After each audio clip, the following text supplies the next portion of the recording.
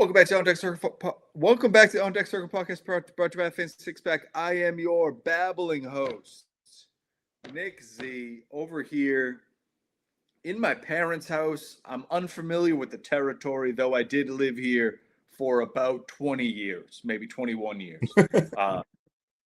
So I'm here. I'm dog sitting. I'm cat sitting. Jason, how are you today? Good, man. Good. You know, it's early spring. Baseball, MLB's in full swing. Little League is kicking off.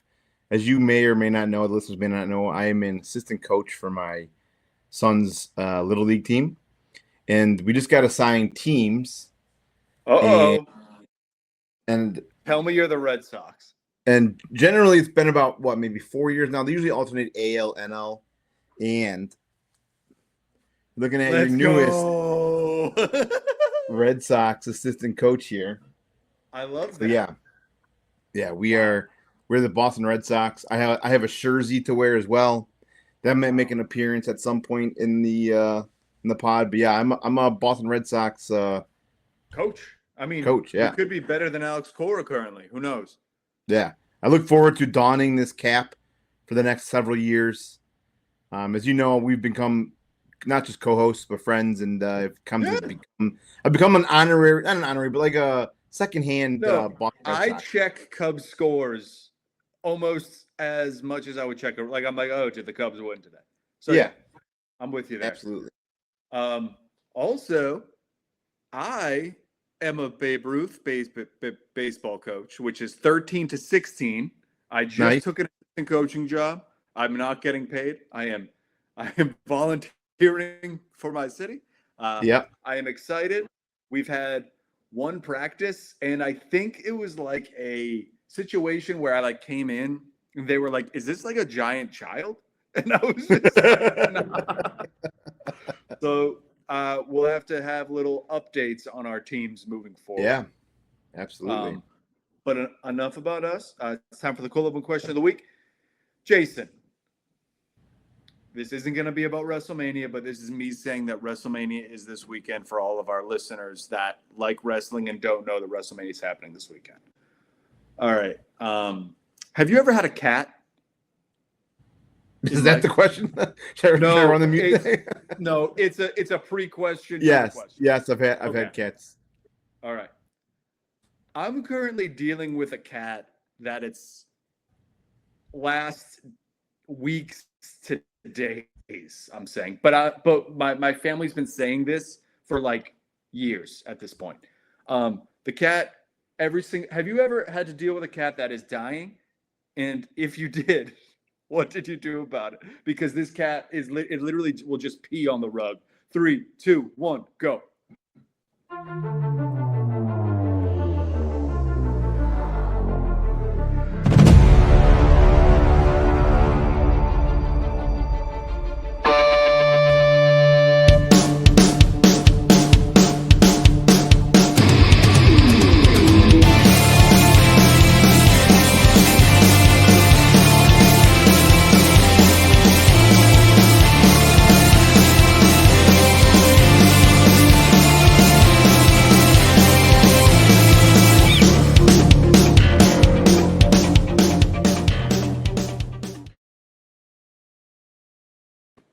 All right, Jason. A little bit different question than the usual, but what do we got? I have had a cat. I had to deal with a cat dying. I was a young child, and I had the same concept. Same thing happened. It was just pissing everywhere on the rugs and the carpets, and it was not good. It was a family cat. Again, it was not mine. It was my parents. I was probably like 10 years old. But no, I'm not a cat guy. Never have been, never will be. I'm a dog guy through and through. Yep. I'm with you. This cat's been around probably since I've been like 15. So it's an old cat. Yeah. And it just makes like the other night it was in the bed and it was just like asleep, and then it got up and then just threw up on the ground and then got back in bed. And I was like, all right. Enough about dying cats. Now let's talking about a dying pitching staff with the Boston Red Sox. No, I'm just kidding. All right, Jason, what do we got first today? Well, it's kind of a decent segue because the first guy we're going to talk about is, some panic and holds and or buy and sell type thing guys here at the beginning of the show. I think the first guy is apropos. We got talking Red Sox here. You're talking about a Red Sox pitching staff that's crumbling. Garrett Crochet had a night for the ages the other night. It was at home. You follow pitcher Gami? I do. It was, which is kind of weird because, like, I feel like pitcher Gami is like, I mean, the results are almost infinite, right? Like, I get with football scores. Football scores, I get the origami aspect of it, but like a pitcher's stat line is like almost infinite, I would think.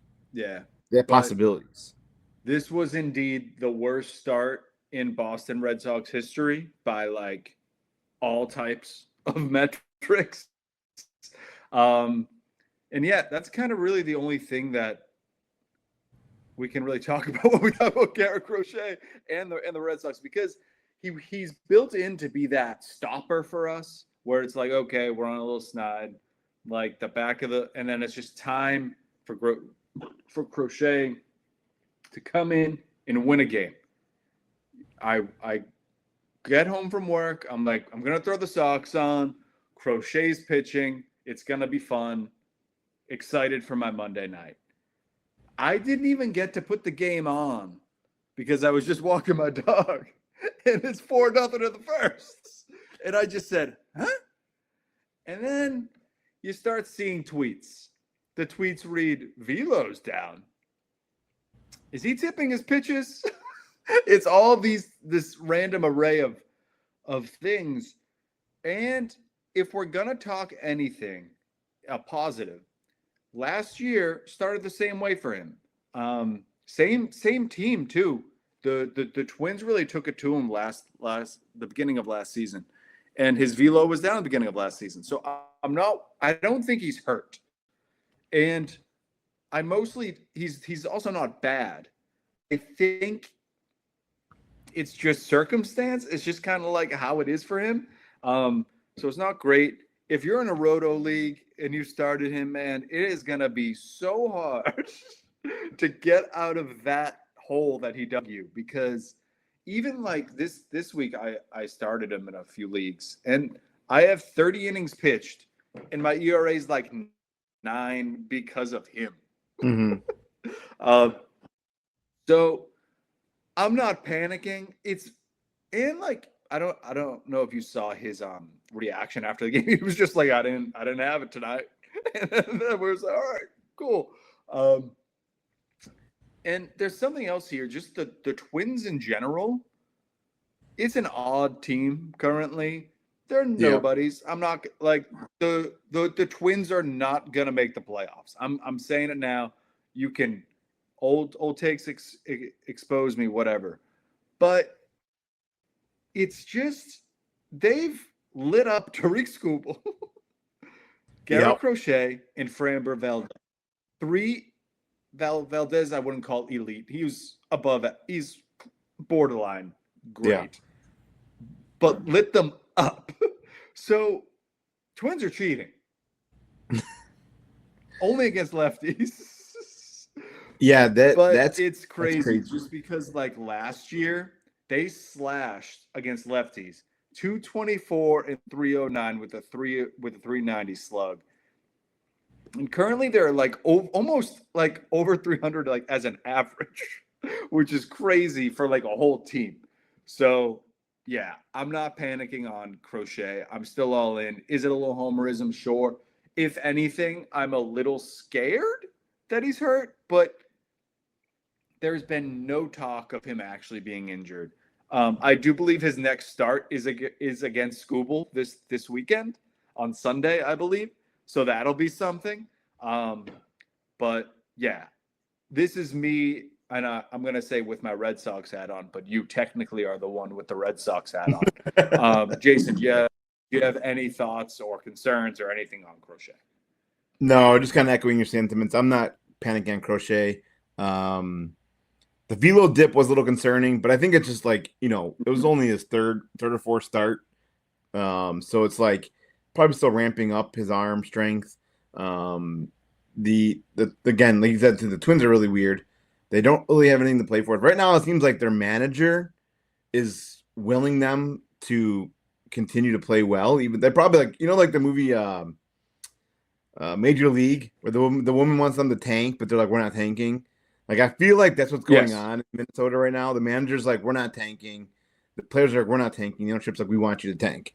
They've been playing great so far this year. Shell shocking again, not just beating, but shell shocking Valdez, Crochet, and Skubal. The 11 runs in 2 innings. I don't know. It wasn't even 2 innings. 1.2 innings. 1.2 innings, Jason. It was and like then I was just like sad because I was like, and then the next day I was and then it basically like the next game was worse, like not statistically worse, but just like felt worse because at least we scored like 7 runs the night before. So, in short, not panicking on Crochet. Would not trade him. I don't know if I would trade for him either at this point. I think I would kind of wait just to make sure he's healthy, like get one good start out of him. But yeah, that's my complaint and my take. Yeah, luckily I don't own him in any roto leagues. The only league I do own him one share of in is the head-to-head weekly league, which sucks because I'm going to lose ERA this week, but it's only a 1 week long. You know what I mean? It's not like you don't have to, like you said, like a roto league, you don't have to try and recoup 11 earned runs over the course of 1 inning or 1.2 innings. So, but yeah, definitely not the start we wanted out of Garrett Crochet, especially like in redraft. People are drafting him probably like either 1A or 1B with him and Skubal, or 1C, Skubal, Skeens, and Crochet. Yeah. But definitely not the start you wanted from Crochet, but definitely not time to panic. I wouldn't even cut, he's obviously not even a cut bait even in like 10-team leagues. I would still write him out with confidence. I mean, you spent a first-round pick on. Yeah, you're not going to – I wouldn't even sit him against like his next start. I'd just throw him right back out there, which he gets this weekend again. Who they play this weekend? Detroit. Yeah, he's going right back out there. Yeah. Oh, you said it's him and Skubal head-to-head, right? Yeah, I believe that's what it is. Yeah, I'm going to the game on Monday, so they were pitching him on Monday, but they're not. All right, well, that's do not panic on Crochet. We'll talk about the next guy here. Is my guy. It's going to be more of a buy or sell. This one kind of pains me a little bit. It's Cam Smith of the Houston Astros. He was the 14th overall pick in the 2024 class by my Cubs, and then basically immediately flipped that next offseason in the Kyle Tucker deal, which at the time was like, oh, yeah, Cam Smith for Kyle Tucker, which is great. And then the Cubs let Tucker walk, and now Tucker's having off to an amazing start here in 2026. Let's see. Let me look up and down stats right now. Last year, he has really down year. He made the team out of spring training in 2025, which is a little bit of a shock too. They were like, oh, we'll trade this guy. Then like, oh, we're going right in the lineup. Had some ups and downs. He only had 9 home runs with a 236 average and a 90 WRC plus in 2025. Now this year in 2026, he's slashing 288, 368, 500. He's got already 3 home runs and 3 stolen bases. He's cut the strikeout rate and he's walking more so far this year. So all around, he's having a great start. Small sample size again. We're only 2.5 weeks into the season, but his advanced stats are off the chart right now. He ranks in the top % of the league in a lot of the advanced stats, xWOBA, xERA, x batting average, x on base percentage. The bat speed, the sprint speed are all like 95th percentile. He's got 4 multi-hit games already, including 2 4-hit games. I think I might be buying the turnaround. He had a huge, great career at Florida State, which caused the Cubs to basically select him 14th overall because the Cubs love getting which he was one of the top college bats in that class. They took him 14th overall for a reason. He was one of the top college bats, and I think I'm in on Cam Smith, man. You buying or selling? I'm right there with you. I'm all in on this. I think you won't be able to buy him. So it's very much just like a hold. Yeah. So if you have him, hold him. I actually picked him in a few like best ball drafts late. just because those a lot of the ones I do are like five outfield best ball. So it'll be like, all right, let's just throw some. Like I actually got very lucky because I think I went Victor Scott, Chandler Simpson, Cam Smith, and like a lot of them, and Yeah. they've all been hits so far. I mean, granted, all of that could be done in like a week, but yeah, I'm all in on Smith. I think it's just we talk about this a lot with prospects where it's just kind of like you need time to adjust. Like you're not like you're literally like not saying at 21 you're not a grown man, but like you're playing professional men at baseball. put that on a t-shirt. Yeah. But yes, all in. I think it was just like growing pains, and the Astros, I trust them pretty much almost up there with the Dodgers, Rays, with like young guys, just like letting them kind of play. Either like don't be afraid to send someone down to the minors, even if they are this like highly acclaimed guy. Because like it is, as someone that traded their superstar in Mookie Betts, like they traded Tucker, and they in their head they were probably like, we need to have someone up here that represents what we got. I know Paredes Yep. is there. I think he was involved too, but in general, I think they did a very good job at handling this and just kind of like tempering expectations, and then kind of this year we're seeing the benefits of that. Yeah. I mean, it's still early, but as of right now, I mean, yeah, Tucker had a decent year last year, but Houston may be making out like bandits on the trade. If Cam Smith continues to develop the way he's been developing, Tucker's been kind of declining since like the All-Star break of last year. He's off to another slow start again this year, which was the opposite last year. Last year he was really good that first half, and now this year he's kind of struggling a little bit. And Cam Smith is exploding onto the scene. I think, again, he probably shouldn't have been in the majors last year. He probably should have had at least a full year of minor league baseball. I know NCAA is kind of like that minor league system, but he did not have like barely any seasons in the minor leagues. He made the as a 21-year-old, basically made the opening day roster of the Astros and continued to play and get at bats at the major league level when he probably should have been in the minors. And now we're starting to see some of those benefits, though, of being up a full year with the Astros last year. And he's kind of handling himself well and having a great start to the season. Again, these sample sizes are really small. A lot could change, but right now I am buying what Cam Smith is putting out there.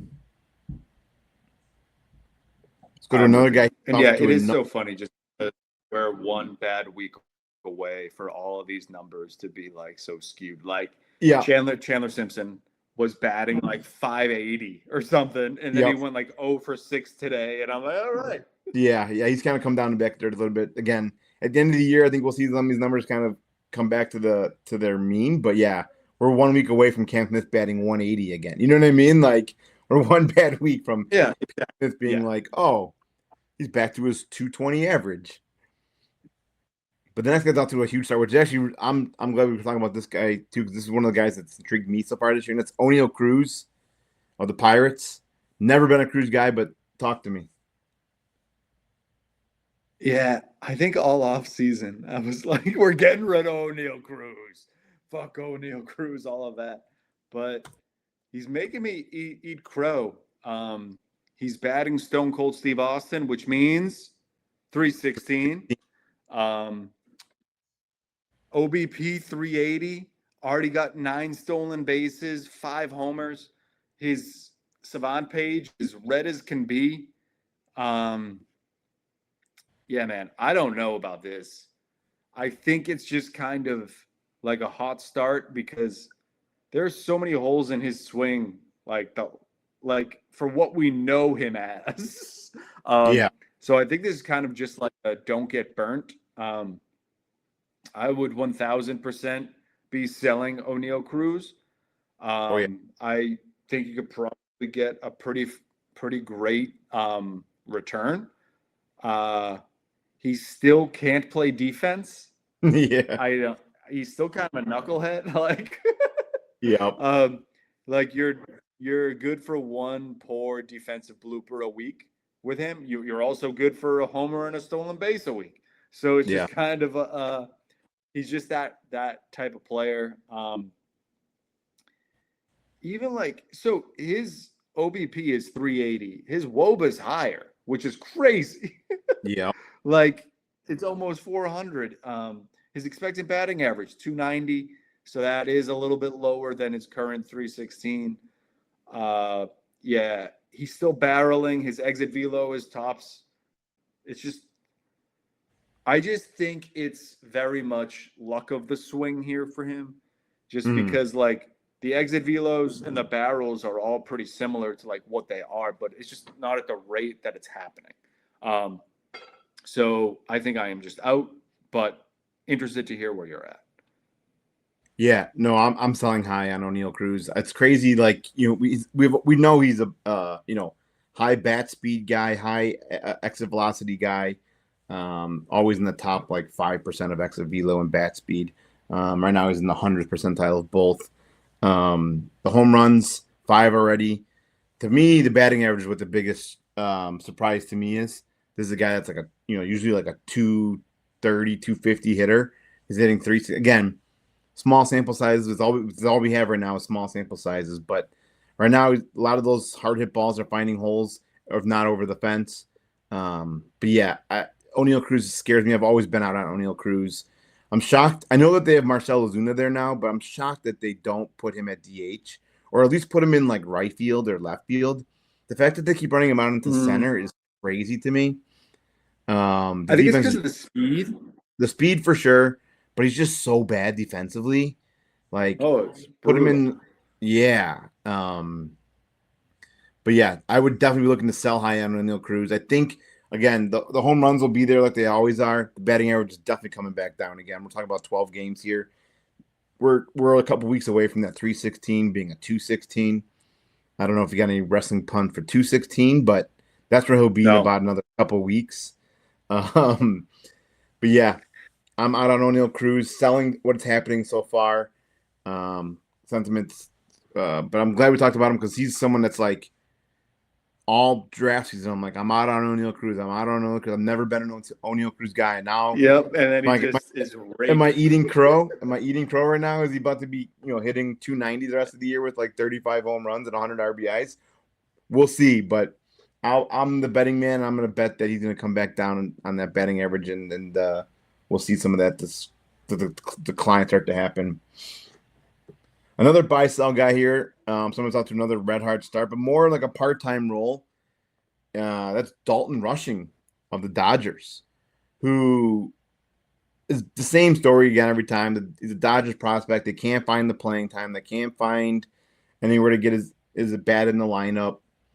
It's happening again this year. He's only got, 18 plate appearances so far this year, but he's a former top prospect with the Dodgers. He did debut last year, but he only got 155 plate appearances, mostly because they don't have anywhere to put him, right?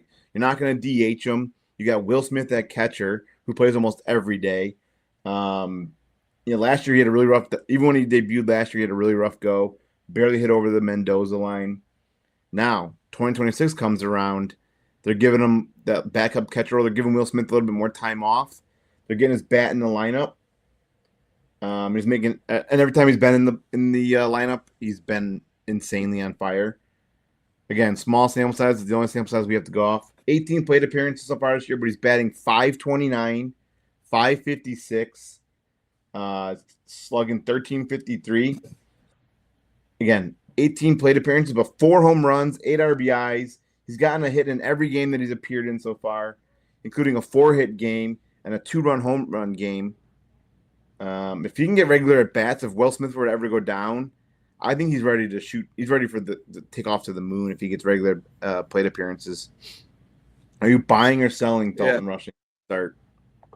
I'm questioning. So my question here, Jason, is if you're in a weekly league, are you starting him? Yeah. So I have this predicament because I have him in TGFBI, which is a 2-catcher weekly league. And yes, I am starting him as my catcher too, just because 2-catcher leagues go. I might start just like, do you start Dalton Rushing, who gets like 4 to 5 plate appearances a week, but gets a hit every time, or are you starting like Travis d'Arnaud, who gets 4 plate appearances and go 0 for 4? You know what I mean? Like, I hate 2-catcher leagues, and he's the perfect catcher 2 in a 2-catcher league. Yeah, I would even argue that if I were to be in a 1-catcher league, say Wilson Contreras, or no, William? Which one plays for the Brewers? William. Is my catcher and Rushing's my backup. I think I would trade William for like a piece somewhere else and just start Rushing, just because he's not going to hurt you. And like, right. Yes, you'll lose some counting stats. But if you're getting something decent back to make up for it in a different spot that you are kind of hurting, like if you need like a outfielder or something, because outfielder or like a third baseman. I'm interested in Rushing. I think he could be a good stopgap if you like Adley Rutschman gets hurt or something. Even like Rutschman kind of sucks. He's been good so far this season, but he's the perfect backup. Or if you want to get kind of fancy with it, I would trade him. I would trade your starting catcher for him. Even in like a dynasty league, I think I would probably do the same, especially if it is a daily league. You can just throw him in wherever you can put him at utility if he's starting. So definitely in on Rushing. Yeah. I wish they could find him or maybe he needs to be like the Michael Bush treatment, right? Where like he just needs to get out of LA. If he can get traded somewhere and get regular at bats, it'd be even awesome. But yeah, I think you're definitely buying him any way you can in a 2-catcher dynasty league. Absolutely go scoop him up now, because at some point the Dodgers are either going to be forced to trade him and or get his bat in the lineup. He's just too good of a player. He's only 25 years old still too, so wheels up for Dalton Rushing in dynasty leagues for sure. And I'm loving what I'm seeing out of him so far this year in 2025. Sorry, 2026. Almost forgot what year it was. All right, before we get into some of these deep league targets, I got one more guy I want to talk about. There's too many guys I couldn't pick two out of the. There's too many guys I want to talk about having a great start, and this is a guy that I got to see firsthand with my own eyes,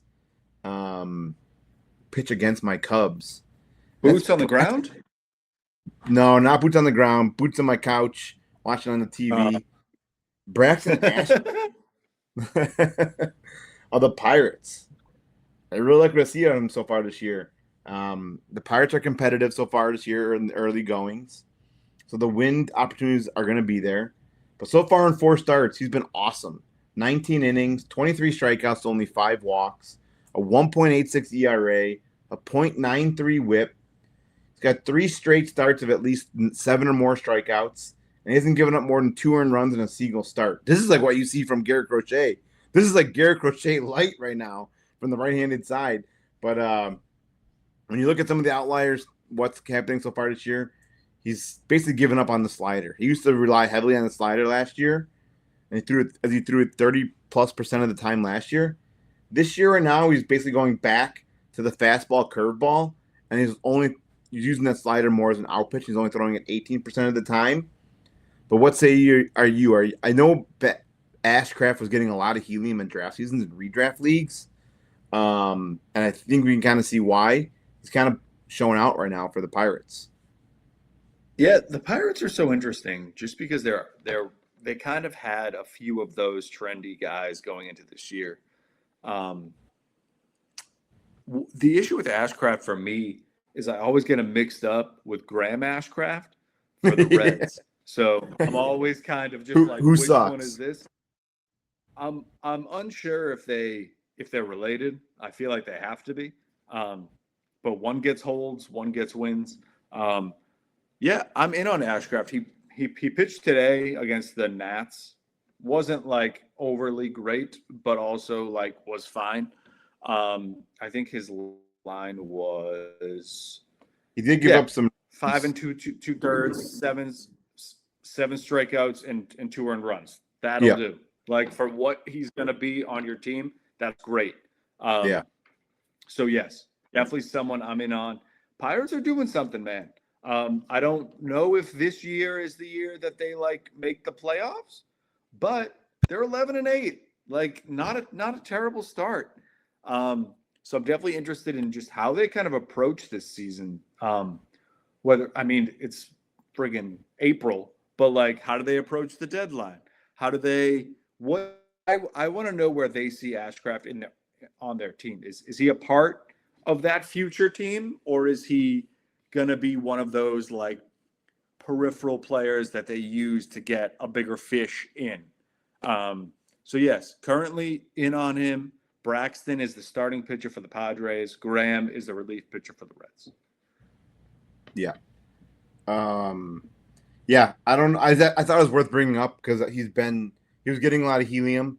I still think he's only owned in like 50% of leagues, which is kind of shocking to me. I know people are hesitant on grabbing a Pittsburgh Pirates pitcher other than Skeens, but he's been awesome this year, and I'm buying. I'm curious to see for redraft folks if he's available. I would definitely grab him and hold him, see what he does for the next couple of starts, and see if he continues this hot streak that he's on right now. Let's go to some deep league targets now. Start off with your guy first here, Connor Norby.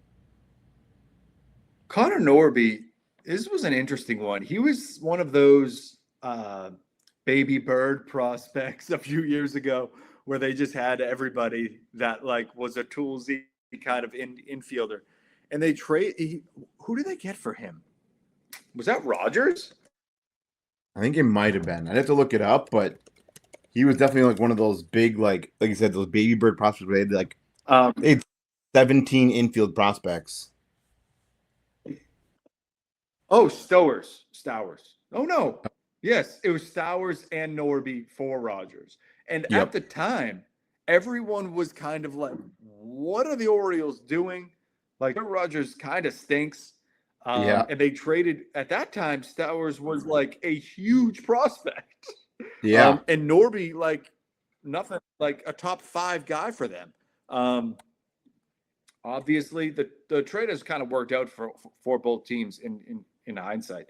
But Norby this season has been like sneaky good. And I think he really should be added in. Like, he should be rostered in every 15-team league. 12-teamer, I can kind of understand, unless you have that corner infield spot. Currently hitting over 270 with an OBP of 379. Two homers, which, like, yes, not a huge amount, but he hit 8 last year in almost 400 at bats, and he already has 2 now in 60.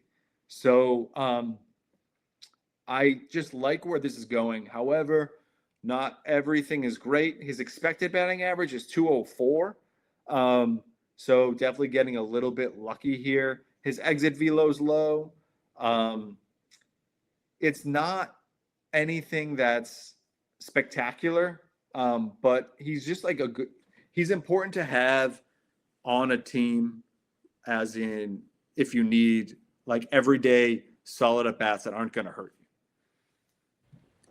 Yeah. And the Marlins are good.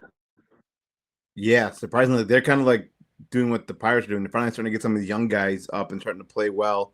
Norby, again, top 50 pick in the draft a couple years ago, so he's no like slouch off the couch.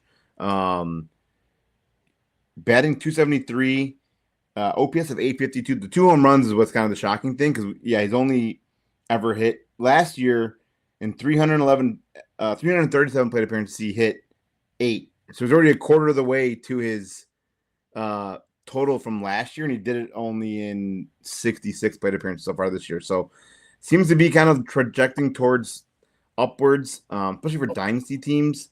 This guy is could be a great contributor and could be a really nice buy low option. Still only 25 years old. The plate appearances are going to be there on a Marlins team that's rebuilding. They're letting the kids play down there. So get the Connor Norby now while you can. I'm sure he won't cost you too much unless it's like a super deep league, but some of the shallower dynasty leagues, absolutely be buying what Connor Norby's putting down right now for sure. I got the next guy here, more for redraft and or someone that's looking for a hot bat, because this guy is not a young buck by any means. And that's Ildemaro Vargas, the Diamondbacks, who's been another one of these guys out to a huge, great hot start. Pretty much was undrafted probably in most redraft leagues, even the deepest of redraft leagues. I don't even know if he was being – I had to look up his ADP in even like TGFBI, which is like 15-team 35 rostered, was being undrafted. And I'd be shocked if he's even drafted in many dynasty leagues or owned in dynasty leagues. I think he has a 4% roster rate right now. But again, he's 34 years old, so he's not like he's some young pup. But the journeyman is now off to a great start. 34 years old. He's played for 5 different teams. Right now he's off to a fire start, slashing 383, 408, 660. He's got 2 home runs with 10 runs scored in the first 15 games. He's been hitting up and down the lineup, playing all over the diamond. The Diamondbacks are just trying to figure out any way to get his bat in the lineup. One thing I will say, there's not going to be a huge counting stats producer. Pretty much just going to be able to contribute very solid ratios while scoring runs. So if you need ratios in like a batting average league or even an OBP league, you need help with your ratios, multiple position eligibility, go see if you're on your waiver wire if Ildemaro is available, because he'll probably be available and he's going to be able to contribute some nice ratios for you going forward. Yeah, this was an interesting one just because I don't know if I've ever heard of him. And it's just so funny because he's just like a veteran in the MLB. But yeah, it's a good story. He's not going to be a league winner, but he's going to give you those competitive at bats currently. Unsure if it'll be anything more. I don't know if we'll be saying his name in March. It could be one of those things where he just gets DFA'd in not March, in like July, and we're like, oh yeah, do you remember when he was like? Yeah, he's definitely like a team's like 26th player on, like, comes off the bench for defense and gets some at bats. But right now he's off to a great start, and if you need a quick boost to your team, I'd grab him right now and just cut him at the quickest sniff of a downfall for sure. Yeah. All right, next guy here we got is Jesus Tillero, prospect for the Dodgers. All right. I don't do this often. I'm planting a flag, Jason. Love that. My flag has officially been planting on Jesus Tillero, right-handed pitcher of the Dodgers. He's 19, so he'll get Tommy John in a couple of years, and after that, things will be great. But things have already been kind of great. Even last year, he started in 27 games, had a record of 3-6, ERA of 3.40, low WHIP, 120 strikeouts, and this year has really been pretty impressive. Granted, it's been 2 starts. He is 1-0, has not allowed a run yet, 13 strikeouts, and a WHIP under 1. Just kind of someone that I'm kind of trusting the Dodgers. His last start, he went 6 innings, only allowed 2 hits, no runs, 5 strikeouts, and 2 walks. His fastball is the high 90s. Sign me up for that. And just kind of he's 1,000% available probably in your league, because I just added him last week in a 24-team league. So I'm assuming he's available in anything below that currently. So we'll see. I'm interested to just kind of follow him. I kind of had the same type of feeling with Chirino from the Royals, I think maybe a year or 2 ago. And he's kind of been coming onto the scene now.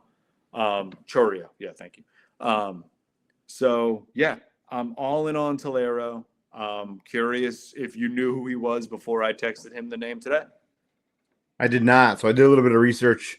When you sent me that name, I'm like, oh, this is interesting. And I agree. Sometimes getting these international guys, still only 19 years old, so he's got some development to go. But everything right now, the writing on the wall shows that he's capable.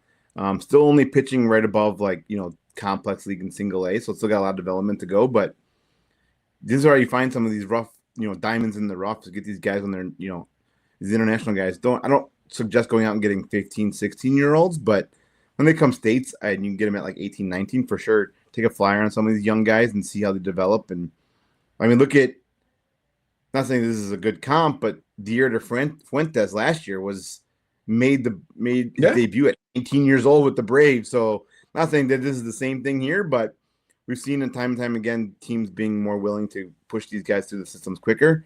But So this saying like a 19-year-old guy can't make his debut in the next year or two is nothing out of the ordinary. I don't think the days of waiting until he's like 26 or 27 are gone. So I like to see, the walk rate's really nice so far. For a young kid, that's one of the biggest things I feel like is the walk rate, or even the K minus walk rate. Young guys kind of struggle when they come stateside. They can't really, they're facing major league or professional hitters, and they're getting walks are kind of elevated, and it's not really that there for him. So I like what I see seen so far out of Tillero's numbers. So yeah, I'm definitely curious to follow him along. But I got one more quick veteran guy. This might be the last week we have to talk about veteran guys that are available as deep league targets as we start getting closer into the season here, or farther along in the season. Dominic Smith, yet another guy that's just like off to an insane start. The 30-year-old bounced around from time and time again. I don't know. This must be his like 7th team already. I can remember probably about 8 to 10 years ago, this guy was like a can't miss prospect for the Mets. Like the Mets, and came up and it just never really hit and never really caught on anywhere. But right now, small sample size, but he's slashing 381, 400, 643. He's got 15 RBIs already, 3 home runs. He's not striking out a lot. He's only striking out like 13% of the teams. Got some huge clutch moments so far for the Braves this year. He's on the strong side of a platoon. So I don't know where eventually they don't really have anybody pushing him out of the way right now. And if he continues to hit the way he is, he's going to get the plate appearances, going to get the at-bats. If you're looking for a nice boost right now in your team for some offensive counting stats as well as good ratios, check out Dominic Smith. See if he's available on your waiver wire, both in redraft and in Dynasty. I don't know what his ownership rate is right now. I think I remember when I looked earlier today or last night, it was real low. It was, again, like 5% or lower in most leagues. So, and then just cut bait if you have to. I mean, if you start seeing him struggle again, it's an easy thing to do. Is you just buy the hot start, pick up on waivers, and just cut him because he's again someone else that will probably be on a different team because he's gonna get like something's gonna happen. Did he ever play for the Cubs? He did. He was on the team. I don't know if he ever got at bats. Let me check. He had a good run for the Red Sox. I think we had him on like a minor league contract. I don't think he ever made an appearance for the Cubs though. Let's see. 1 second here. He was with the Mets forever. No, I don't think he ever made an appearance for the Cubs.